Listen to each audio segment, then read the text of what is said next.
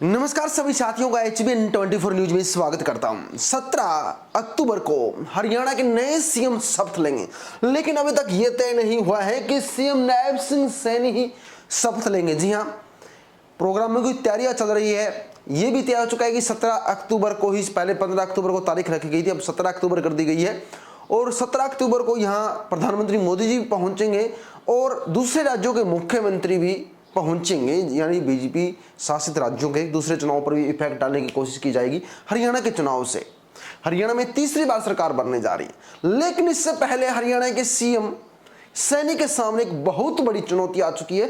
राव इंद्रजीत साफ साफ कह रहे हैं कि ओबीसी से ही अगर सीएम बनाना है भाजपा को तो राव साहब क्यों नहीं, यानी ओबीसी समुदाय से आते राव अहिरवाल के अंदर 10 सीटों पर पूरा प्रभाव भी रखते हैं, जिसके बाद सीएम सैनी थोड़ा सा मायूस नजर आए, क्योंकि भाजपा के जो भी बड़े बड़े नेता है सबने जिम्मेवारी लगा दी है कि राव साहब को आप मनाएं।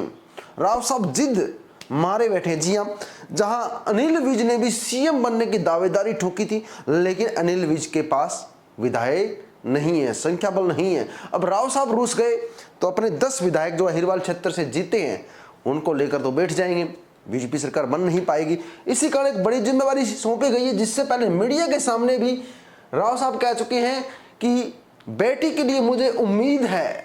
वो पार्टी को साफ साफ अपने तेवर दिखा चुके हैं, साफ साफ तो नहीं कहा, लेकिन जिस प्रकार से वो 10 विधायकों को लेकर अमित शाह से मिलने जाते हैं, नड्डा से मिलने जाते हैं, उस चीज को देखते हुए लगता है कि बेटी के लिए वो या तो सीएम पद की या डिप्टी सीएम पद की दावेदारी जरूर ठोक रहे हैं। ऐसे में इनको खुश करने का काम सैनी किस प्रकार से खुश कर पाते हैं, सैनी यहां पर आरती राव को डिप्टी सीएम बना पाते हैं, नहीं बना पाते हैं, या किसी अन्य नेता को, ये सीएम सैनी साहब पे डिपेंड करता है। 2 दिन सीएम सैनी साहब को दिए गए हैं कि 15 तारीख तक आप मनाएं। अगर आप नाम नहीं बना पाए तो यहां पर सीएम सैनी को यहां पर सीएम पद छीना भी जा सकता है। यानी जरूरी नहीं है कि सीएम सैनी ही 17 तारीख को शपथ ले। 17 तारीख को शपथ लेने वाले चेहरे राव साहब भी बन सकते हैं, क्योंकि राव साहब अहिरवाल क्षेत्र पर बड़ा प्रभाव रखते हैं।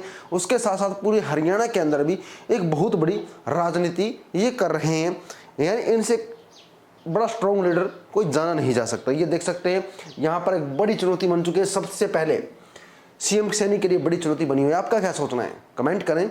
बने रहिएगा HBN 24 न्यूज के साथ, जुड़े रहिएगा, लाइक एंड शेयर कीजिएगा। जय हिंद साथियों।